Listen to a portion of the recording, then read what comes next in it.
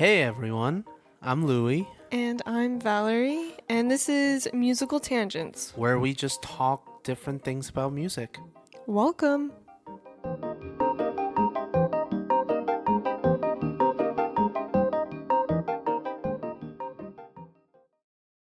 Okay, so when you're listening to this, I just wanted to let everyone know this is going to be our last episode of season 1.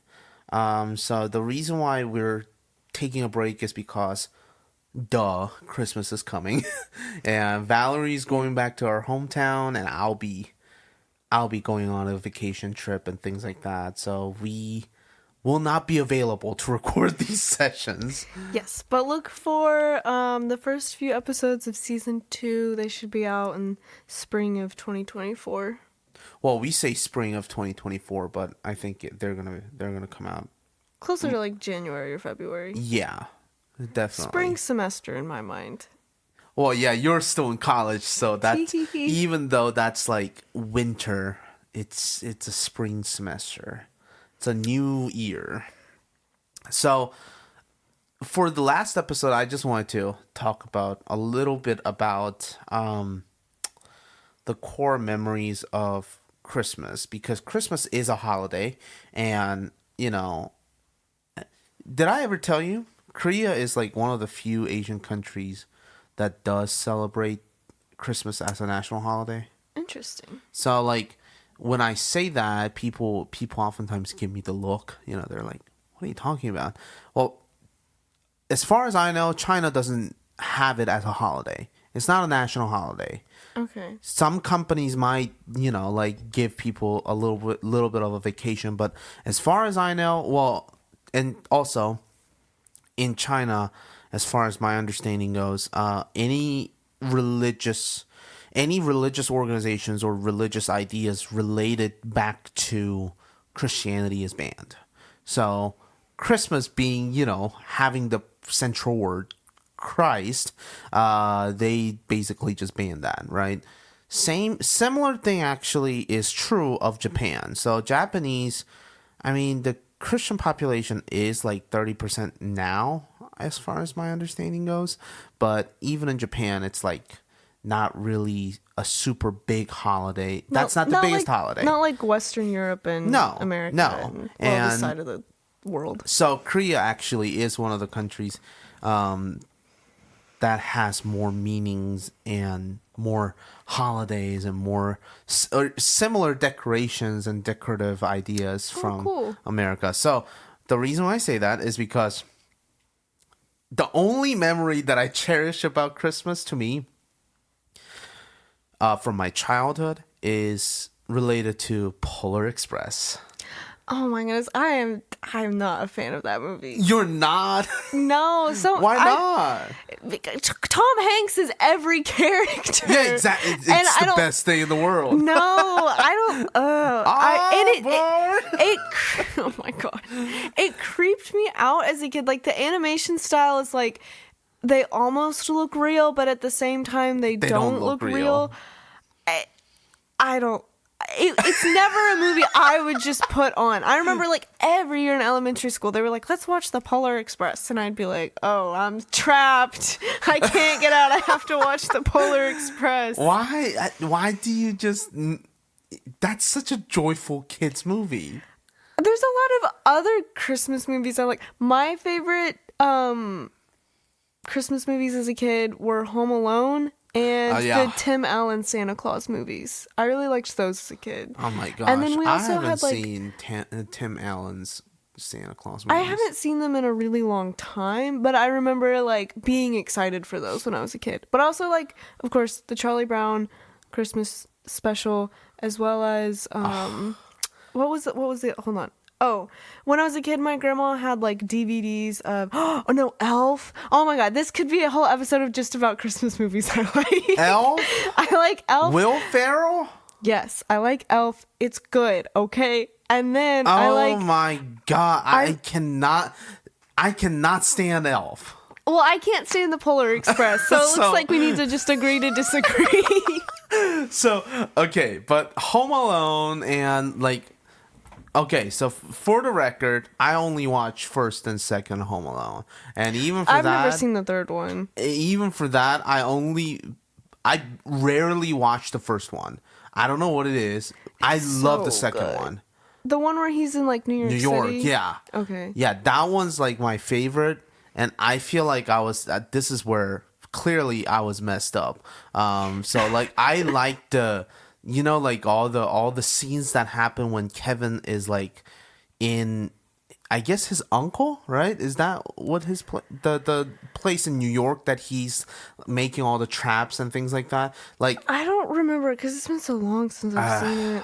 I think it was an uncle, but anyway, so like, yeah, so like he's at this one little like house, but of course it being New York City, like it's not house, right? It's multi floors and everything, but like, is it a hotel? no, well, there is a hotel scene. Okay. Yes, there's a whole hotel scene. That's also funny too. But like, this is where he's like at basically what looks like an abandoned place, but it's like under renovation. Mm-hmm. So there's like a hole in the middle of the living room floor and things like that. Anyway, I really... I thought as a kid the torture, like it's a torturous scene, like all of the scenes where Really? Joe Pesci and What are you trying to get into here? What are you trying to say? I thought it was the most hilarious thing in the world. Like, you talking about like where he beats them up with the booby traps that he sets? Yeah. Well, I mean that's basically the premise of the first movie. Yes, except I feel like it was not as stimulating as the second one. No, the first one was so funny. My favorite part as a kid was when he had there's this like big spider that was crawling around the house, and one of the tarantula, yeah. One of the bandits like had Kevin by the leg, and he picks up the spider and like just places it on his forehead. I know. And he's like, I know. Ah! Yeah. That was so funny to me. I don't know. I like the second one because like, like Joe Pesci basically catches on fire in his head, and he like does the whole thing, and he dunks his head basically into the toilet. And needless to say, it's not water that's in there. It's a Ew. So it's just like, well, no. When I say it's not water, it's like gasoline or something like that. Oh, what the? So like, it just blows up, and I don't know why.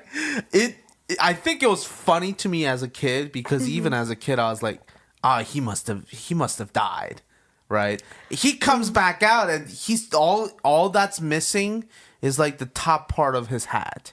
Or his beanie that he was wearing. And I was like, this is just ridiculous because that's just unrealistic. Well, hold on. That happens in like the first movie too. Like there's a booby trap, like he opens the door and it sets off like a flamethrower or like a torch.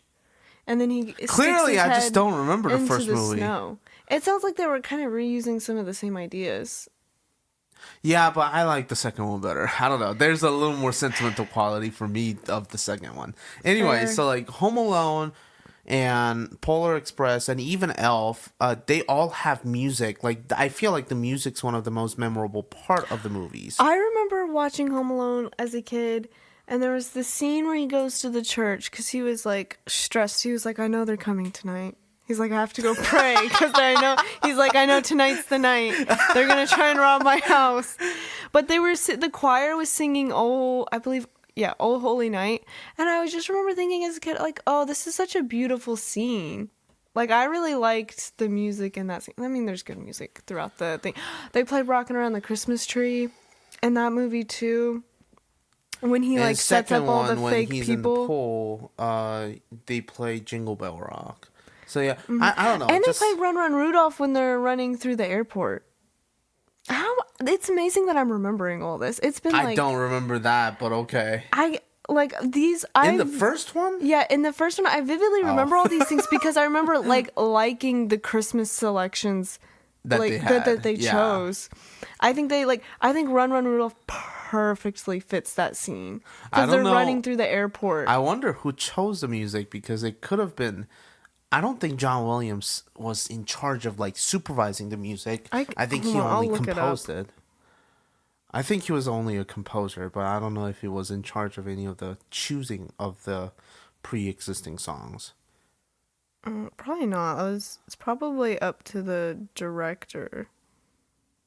And is that Spielberg? No, that doesn't sound right. Let me look it up. It's Dan Mazer. Okay, never mind. But at least is John Williams the composer? I think so. Yes. Okay, I knew I had to be right on one thing. Yeah, what's other music in there? That's not. They do play Carol of the Bells in there. We Wish You Merry Christmas. Oh my God, they play the Grinch in this one. I remember that because he's like watching the Grinch. I think that was the second one. Remember the scene where he puts the aftershave on his face? Yeah. They're playing what's that called? I'm Dreaming of a White Christmas. They had some like Christmas bangers in that movie. They must have had a big budget. Yeah. Oh. Because it's expensive to get the rights to all of that music. Maybe. I don't know. Back then, it might not have been. I don't know. Yeah, it was probably a lot easier to do it. Like that. Why do you think 80s. John Williams composed in so many movies? Yeah. Not all the movies had like $10 million.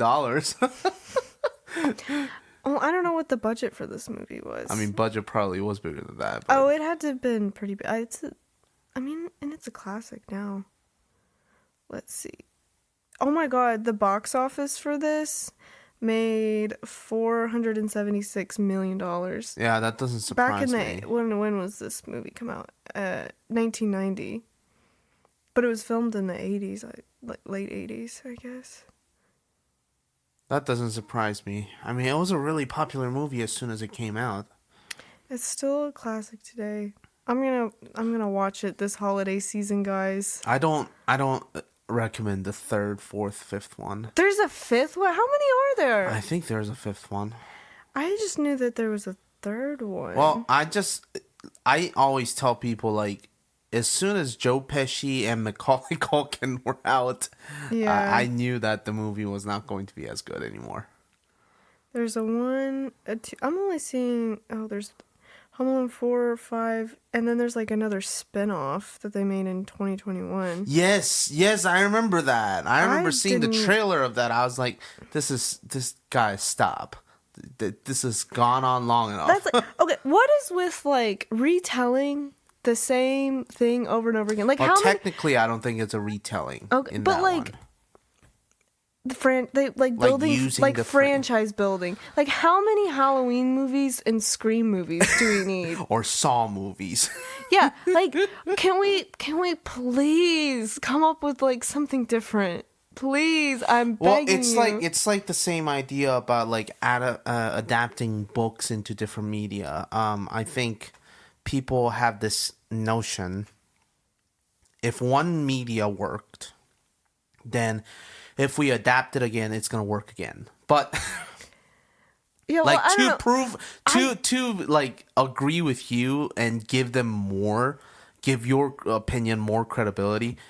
It's not even adapting at this point. It's a movie into another movie. So I'm like, let's stop this. Like, it's not like you're making this into a musical or like bring it into the stage or just making it into like an audio drama or anything like that. It's just exactly the same medium. Yeah, it's not even reinterpreting it. No.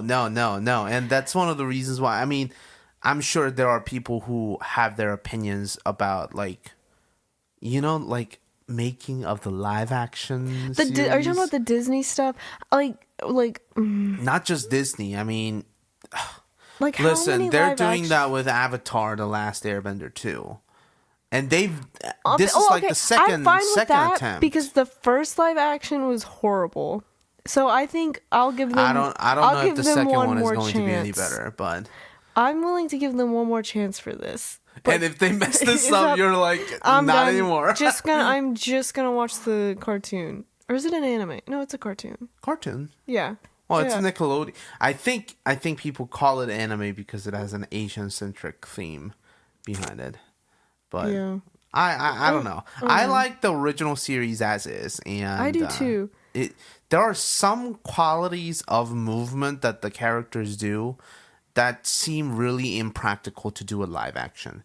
I think that's one of the reasons literally why moving water and making fire. Well, yeah, but I mean that would just all be with done the through CGI. Do you think it's not? Don't you think it's gonna be better? I think today's CGI it could be done But well. then again, it I just see takes the some right of the Marvel people. movies. I'm like, I don't think they have it. I think it just takes the right people on the project. Yeah, that's always the toughest part. It's like listening to, for me, that's like listening to some of the musical recordings. I'm like, they had such a good role of the good actor for this role, but this other role they didn't have a good actor. So like, I don't know. It's always like I'm never really fully satisfied in that sense. I feel like, Yeah. but yeah, having the right people. I don't know. It's like reinterpreting works and things like that should be stopped, including Christmas movies. Like, that's like what I mean. Like, it's like nobody's trying to remake Grinch the movie. I mean, first of all, nobody can. Jim Carrey was it. Well, He they made a didn't cartoon. he didn't need a makeup, but he just did it for the sake of the movie. But like, he could make all those faces without the makeup. Oh, I see what So you're saying. like, nobody is trying to do Grinch the movie. So clearly people who are saying that we need to have like a live action version, or better yet, creating the second live action, they in the producers and the creators' minds, they think they can further improve it. That's my take on it. So when they did Aladdin into live action, or when they did Lion King into live action, that's like a little disrespectful in my opinion, in a way, because they think somehow they're gonna make it better than the original. Well, I feel like they I don't want to get into those two, but I don't. I'll just be honest. I didn't really like Lion King. I didn't. I did see the live action of Aladdin. It was all right. The live action of the Lion King, though, I was not a fan. Yeah, I'm talking about the live Okay. action of Lion King. I like cartoon because, you know, it's more fun. lively. It's livelier. All right, it's more lively. And let's face it, Elton John's score was good as is. Like, there's no need for you to adjust anything. Like, that was it. So, like, why bother? Like, that's what I mean. Like, it's like, if you want to reimagine something and redo something, make it better. Then nobody will be upset. Yeah. Do you want to know a good? I guess it's considered a Christmas movie. Yeah. It's a new Christmas movie. Called The Holdovers. Have you seen any trailers for it? No. I went and saw it in the theater last week. Holdovers. Yeah, it's called The Holdovers. Like a brief, like, I guess, synopsis of the movie is it's based at this boarding school in rural Massachusetts. Oh, is that the one with Paul Giamatti? Yes. And he does a really good job in this movie. Oh my god. Okay, so Like now Oscar, I think I remember. Oscar-worthy work. He's a good in actor. this movie. I mean, he's And already a good actor. The so. other actor in the movie is new. This is his debut film. Yeah, I do remember reading And that. I think he gave an Oscar-worthy performance as well. What is his name? I don't know how to say his last name. Dominic Sessa. He was really good, and then Davine Joy Randolph was really good. It was the three of them were like the main characters. I forgot about that movie. I remember seeing the trailer. Oh Is my it God, still you in the should- theater? Yeah, it's still in the theaters, and it's like Christmas themed, but I wouldn't say it's overtly a Christmas movie. Well, but it does it's- talk. I mean, it's based around plot, Christmas yeah, time. The plot is Yeah, in because the he's setting. like, essentially, it's like they're at this boarding school, and usually they all go home for Christmas break. But they don't. Yeah. Yeah. The characters, yeah. No, I remember the plot. I mean, the synopsis, like you said, yeah. But it's so good. Oh, maybe I should go see that now. I'm not gonna lie, I cried at like 3 different points of the movie. Oh my god, is it sad? Some parts are. It's just very overly not overly. It's just very.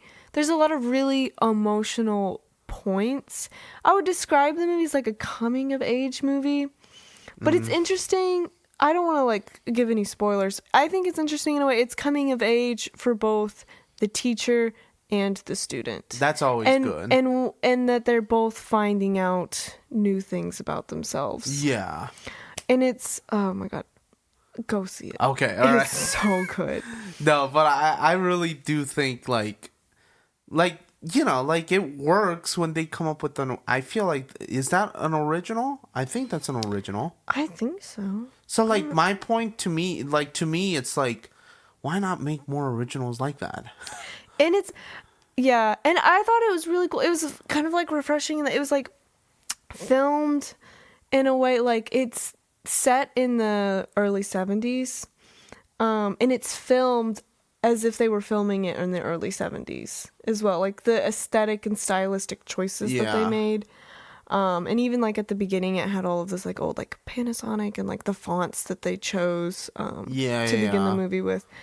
It was really cool. It was like, this is interesting. I mean, like they're using, you know, old styles, but it feels new and like rejuvenated for the 21st because the century. story is new. Mm-hmm. Like, but that's what I mean. Like, I feel like that's one big complaint about, I guess, to Disney, is that like some of the movies are good. I guess some other movies might not be, but like, why? Like, come up with new stuff like they used to. Like, I feel like that's gonna draw more people into their fan base. I mean, they're making new stuff, but they're all kind of like, but they're flopping. they're not popular. No. And okay, so like, well, the last cool thing that I liked that they made was Moana. But now, and Disney? Frozen. Yeah, they're both Disney. Disney/Pixar. See, that's the tough part. I feel like that's more Pixar. I don't think that's very Disney. You know what I mean? So like, for example, have you seen Soul? Soul is really good. Oh my god, Soul gave me an existential crisis. I was like, I related so much to, what's his name? What's the character's name? Mr. Here, I'll look it up. Yeah, the teacher. Yeah. I haven't seen that movie in related forever. so much to him. I literally remember. I think his name is just Paul. What? Is that not? No. No, Joe. Joe is a middle school band teacher. Yeah. What's his last name? It doesn't. The Wikipedia is not telling me. I don't know. I don't So know. anyway, so like, I related so much to that character and what the character was going through. Because you know, he's like a struggling musician, and I don't know, that movie gave me an existential crisis, like in the best way possible. It like, I have never cried, and did I tell you, like, before that, everyone was like, oh, I cried so much with Up. I cried so much with Up what was is so it? good. Inside Out and things like that. I wasn't the biggest fan of Inside Out. Inside Out was okay. I can see, like, it's good. It just wasn't for me. Well, but anyway, like, Soul to me was gut wrenching. I don't know why, but like, it was so cute in the beginning, and towards the end, of course, no spoiler, I was just destroyed. I was like bawling my eyes out. Soul was really good. But see, these films that we just talked about, like the 3 biggest, like, sort of popular movies, they're Pixar. Oh, well, Pixar and Disney are intertwined now. They say they are, but I don't really perceive them that way. Like, Pixar still has their, like, own style. Yeah, for sure. Like, yeah, Moana, now that I think about it, I can see that being a Disney princess. Is Frozen Pixar or Disney? It probably is Disney. Frozen was pretty good. The first one. I don't remember the second one a lot. When it did come out.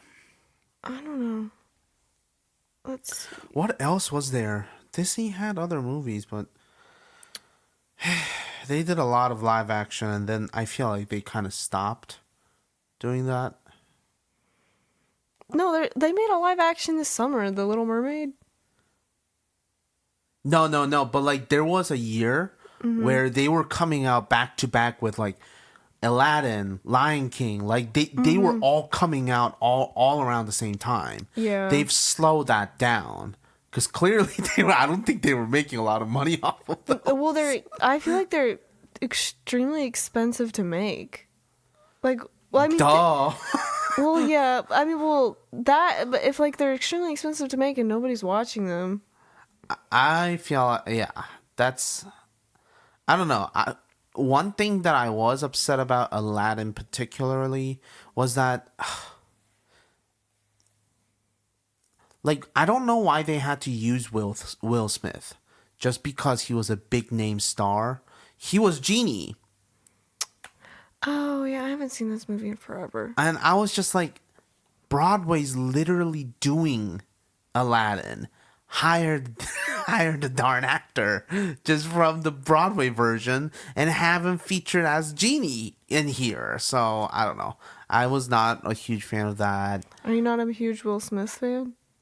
No, it wasn't that. I mean, that was, of course, before the infamous slap, so... Yeah.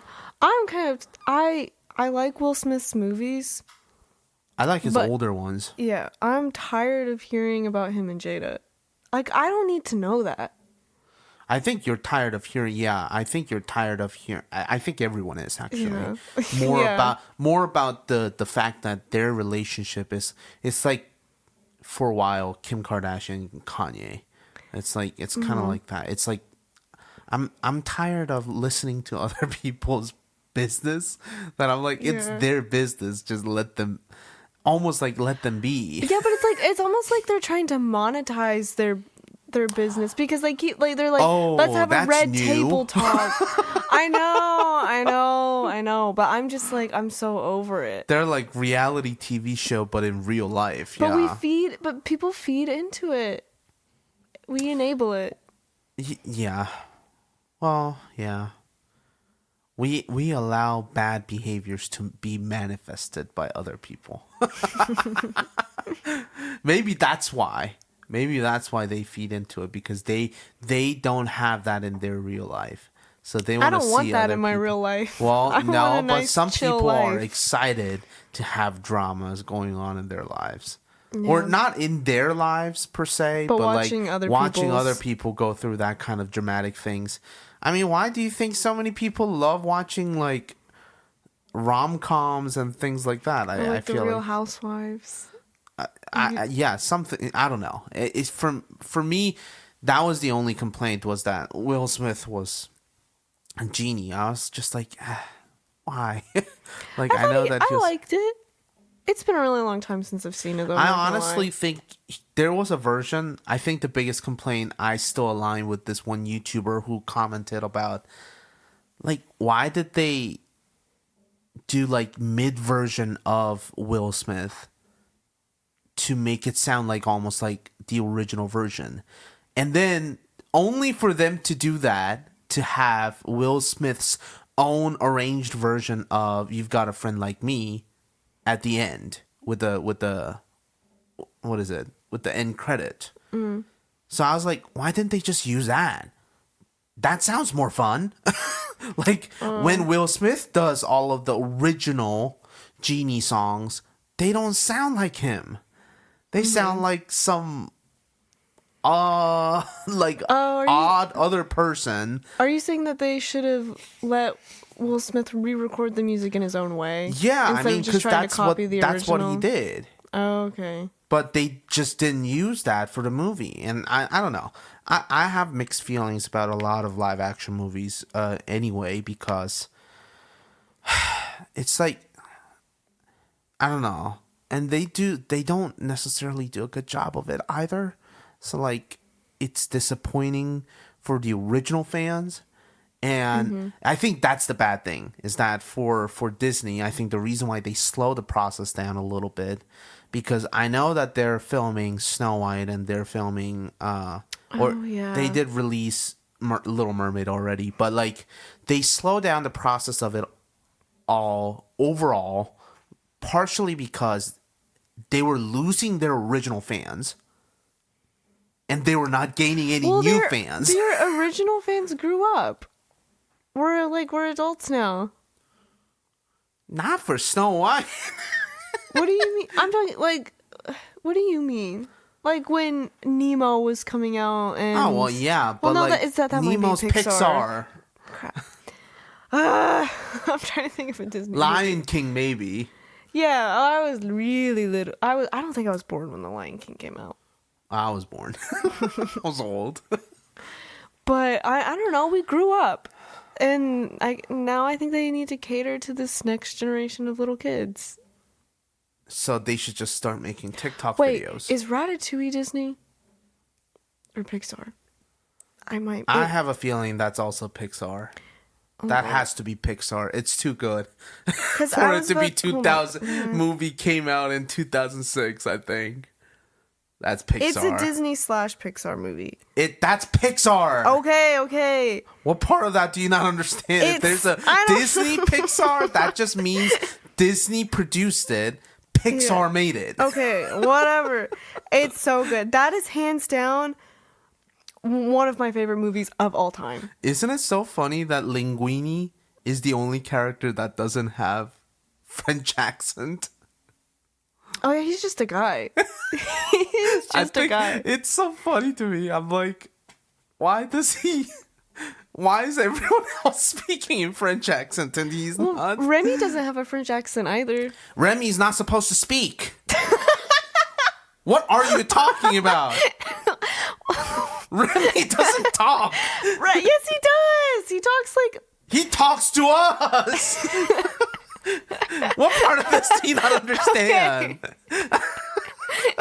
Come on, get on the page. Remy not having a French accent is understandable. He's a freaking rat. He's a little rata. Don't come for Remy like that.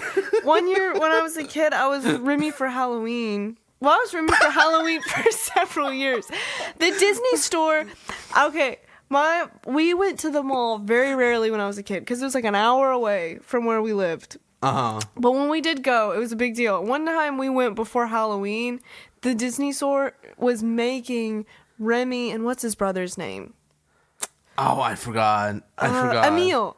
Remy and Emile costumes. And it was like a full jumpsuit thing. And my mom was like, this is what you're being for Halloween. Instead of Mickey Mouse and Minnie Mouse. Yeah, no. I was Minnie Mouse like when I was like a toddler. But I was like first, maybe second grade. And I was Remy. Or whenever the movie came out. However old I was. And Did it come out I popped in like off. 2005? I don't know. We had let me see. What does this say? 2007. Okay. Yeah, because I was off by a couple we had it on years. DVD and I watched it. That was like, you know how some kids like have a movie that they watch every day? That was my movie that I watched every day. Well, and it has such so a good. legendary voice actor. Do you know? Yeah. What is his name? The guy who did what's the villain? Anton? Is that? Anton Ego is the food critic. The real villain is Oh yeah. the other chef. Yeah, but I'm talking about Anton Ego. Peter O'Toole. Oh my god, do you know who that is? He's like the biggest name that I can think of from like 20th century like film actors. He's up there. Yeah. He's like literally up there. And when I found out that he was the voice actor for Anton Ego, I was like, I mean, it's a stacked cast. I mean, like Will Arnett is is a big comedian and producer, and then Patton Oswalt is in it as well. I mean, it's a stacked cast, and it is so good. So between Toy Story and that, Oh no, Toy Story is a classic, but for me, Ratatouille is my favorite. It just spoke to me. Now the question is, for Toy Story, which Toy Story did you like the most? Because I'll tell you right now, it's been so long since I've seen them. I did not like the one with the evil bear, and they were at a daycare. I did not. One. That evil bear scared me, and they also had the creepy baby doll. They always keep saying that, but I kind of feel like people forget that the first film was the scariest of them all. What happened? So the first Toy Story is the one with the kid. The evil-looking kid? Yeah. With, the spiky hair and the teeth? Yeah. Okay, yeah. And all the toys were basically mismatched. So, the crane had, human legs. And, I just remember... And also, what people always tell me is, no, but the bear and the baby, I was like, I don't care. They were well drawn. Meaning, they kind of already, by that point, when they were making that film, they kind of already completed their idea of executing a perfect animated film. First one came out when they didn't. So everything looked already kind of janky. Well, okay, it might look janky, but the story is really good. It was scary. Okay. I think first movie really traumatized me. I just remember that boy being like, oh, why is this movie? So I didn't like the first one, but I think the second one was really good. But then I guess is there a fifth one? I don't know. I don't remember how many there are, but all of them at some point had some good storyline. I remember. Do you remember when they would make bloopers? Yes. Toy Story and Monsters Incorporated stick out to me as the two with the really good bloopers. I thought Bugs Life had pretty good ones too. Bugs Life does have good ones too. I forgot about that. Now that movie also. Did I tell you? So I think I remember watching that. I think my wife and I watched that for one of the dates. Because I was early date? Yeah. Aww. I was like, let's just watch that. I just remember, I think she was so taken up because she didn't remember Bug's Life a lot. But when we watched it again, we were like, oh my God, this is dark. The villain gets eaten by a bird. Oh. Yeah. So that was, imagine that was a person, it's a if a person just got picked up out of the sky. I feel like there's a movie that's happened. With the person? Yeah. If you look through some of the Jurassic Park movies, I'm sure that happens a lot. Yeah. I've never seen any of the Jurassic World movies. What about the original Jurassic Park series? No. What? I've never seen them. Not even the first one? No. The iconic version? No. God. It's just never something that I've come across naturally, what? I guess. I don't know. Well, there's a holiday movie.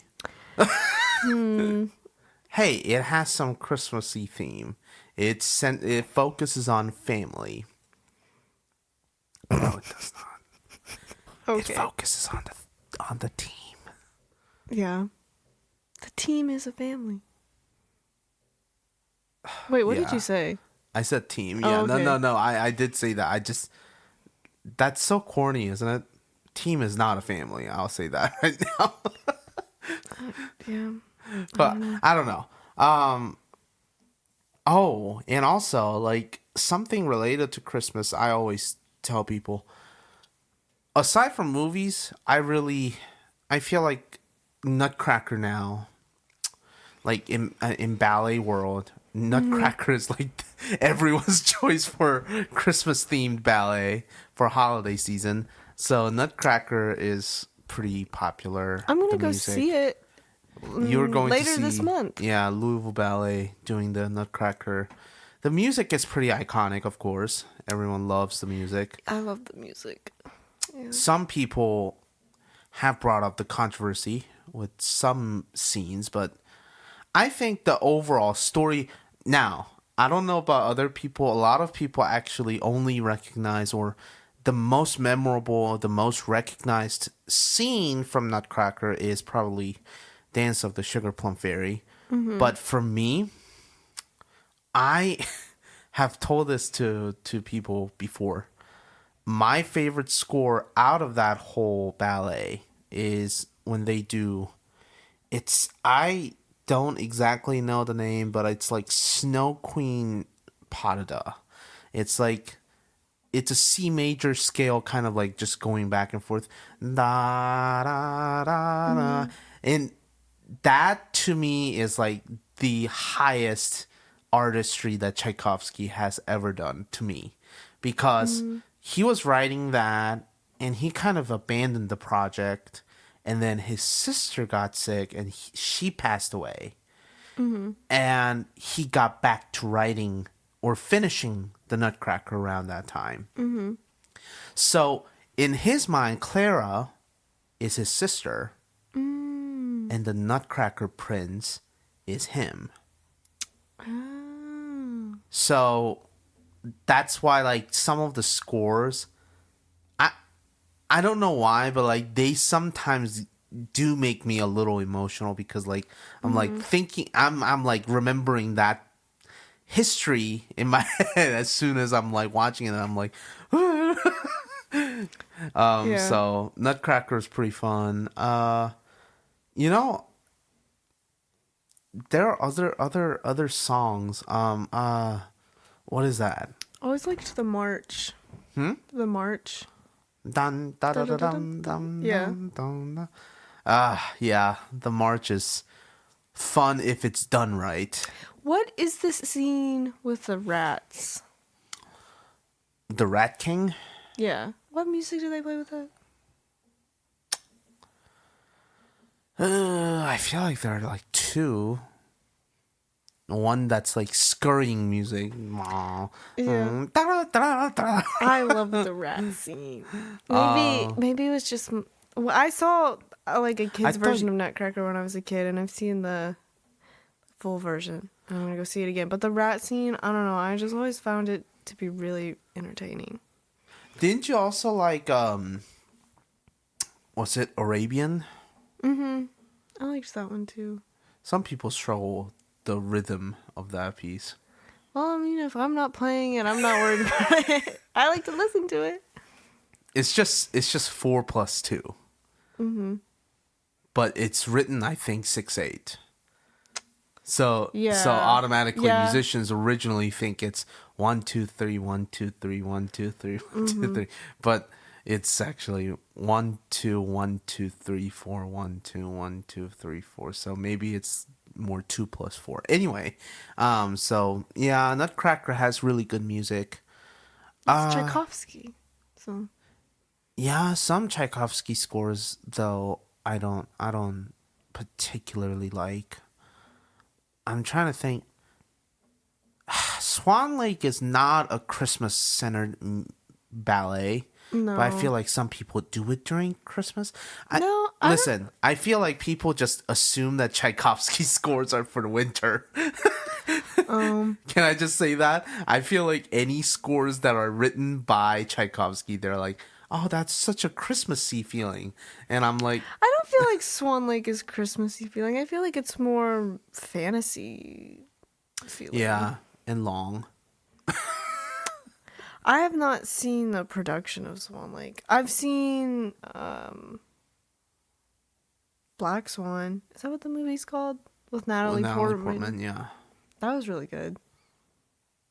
I heard some people were creeped out by that, but yeah. Well, I mean, the movie's not meant to like be a comfortable movie to watch. No. Oh, here's a recommendation for you. So there are some classical music that I feel like radio stations don't play during Christmas, but there's a song by Ravel, and it's like, it's odd. It doesn't sound like a Christmas song, but it is a Christmas song. So I kind of have fallen into this realm where I'm like listening to some of the songs that are written by classical composers, and they are like Christmas centered theme. Do you want to know, hands down, the best Christmas album, in my opinion? What? The Vince Guaraldi's Peanuts, like, Christmas album. I love Vince Guaraldi, except, you know, the iconic song, Christmas Time is Here. I can't stand the children's voices. Loui, you have no joy and cheer. No, it's like they're all singing in their falsetto, and they're already like in their puberty. That's what they sound like. They're in puberty, and they should not use falsetto because they're gonna lose their voices, but they're using it anyway. That's what that sounds like. I don't know what to tell you. I think it's really cute. I love the whole album. My favorites are O Tannenbaum and Linus and Lucy. Yeah, I mean, even the intro. Yeah, that's It's so fun. it's hands down one of the best Christmas albums. I agree. Unlike, I think it's really hard to say that other albums are like the best based on every song that's in there. But I mean, I liked Michael Bublé. You know, like the Michael Bublé. I don't know what it's called. Is it just called Christmas? No, I don't think. Hold on. I like his Christmas album. He does a really good job. I like Michael Bublé's Michael's Bublé. Michael's Bubble. Oh, it is just called Christmas. Oh, see. This album is 10 years old. Oh my god! But he must have made a ton of money from that album alone. Yeah, it's. I like Michael Bublé's stuff outside of his Christmas album. He has a really comfortable voice to listen to. Yeah. Who else? I liked. Oh, you know who else that I was kind of blown away by? Last year Christmas time, we saw Pentatonics. Don't even get me started. I do not like a cappella music. I know you don't, but I thought you didn't mind Pentatonics. No, You don't like Pentatonics either? I have never put a Pentatonics Christmas song in any of my Christmas playlists. I think they do, I think they do amazing. The stuff they do is really impressive. I just do not like a cappella music. Valerie, that's what you do. When I say something in your opinion that's controversial, I'm gonna start doing that. Valerie. Well, go ahead, but my opinion's not gonna change. Yeah. I mean, I'm not saying that you should change your opinion. I just know that, you know, in my perspective, if someone's opinion is wrong to me. Okay. It's all subjective anyway. No, nothing here is ever objective. No, absolutely not. If somebody comes up to me and says, "You said about that artist," I'm like, well, calm my down. my mind could change by the time the podcast ends. That's true too. Yeah, we're very irresponsible. We don't take any ownership of our opinions, except for a handful of things. Yeah, and the one I do take ownership of is I am not a fan of acapella music. All right. Because last year, Amelia and I went to this concert, like a Christmas concert where it was just like choir singing different Christmas music, and I was like, oh, this is good, this is so fun. And then a group of 8 of them came up and was like, this is the acapella portion, and I was like, I'm trapped. Yeah, but you're listening to bad artists. At that particular concert, maybe so. No, but I really do recommend if Pentatonics ever comes around and you have an opportunity to go see them, I do encourage you to go see them. It's not just a cappella music. I'll say that. Yeah. I forget his name.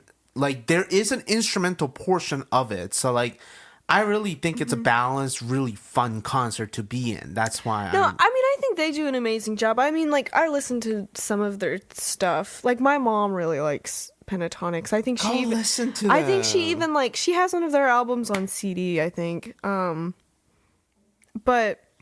and I think like what they do is incredible, and it's really entertaining to watch how they do have that balance of like using their voices to have that I don't know, how would you describe it? Instrumental like qualities. It's really good. It's just it's not my forte. Cup of tea. I think I liked it better before I had seen poor executions of other people doing a cappella.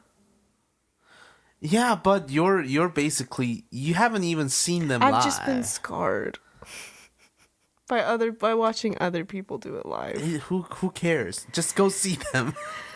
I'm not gonna go out of my way to see them, but if they just happen to be in town and someone else bought me the ticket, Oh my god. Would you just listen to me for once? okay. You should see them when they come back into Lexington. Have they been to Lexington? That's why I saw them last year. Oh, It was such a cool. last minute thing too. I think we literally we didn't know that they were coming to Lexington, and we saw it like the day of the concert, and we were like, "Oh, I guess we're going." But it was a fantastic concert. Okay. It was one of the most fun I've had in the concert. Yeah. So they were really fun. Oh my god! So what's your opinion on the? Do you know Jacob Collier? Yeah. What's your opinion on him? Does he sings In My Room, right? That's his album. I don't know. Let me make sure I'm thinking of the right person real quick. Only reason why I'm asking because he is like now known as like this musical guru on YouTube. Oh, I feel like I know for sure I've seen interviews of him. I mean, I was just asking because, like, what do you feel about his way of controlling the audience? I'm not thinking of the right person. I know who this is. I'm thinking of the wrong person's music, though. Oh, okay. So my mind is a bit jumbled right now. So go ahead with whatever you're saying. I don't know. I can't answer your question because I'm getting him confused with someone else. Oh, okay. No, I think you should at least give him a listen and see what your opinion is. Because I personally feel like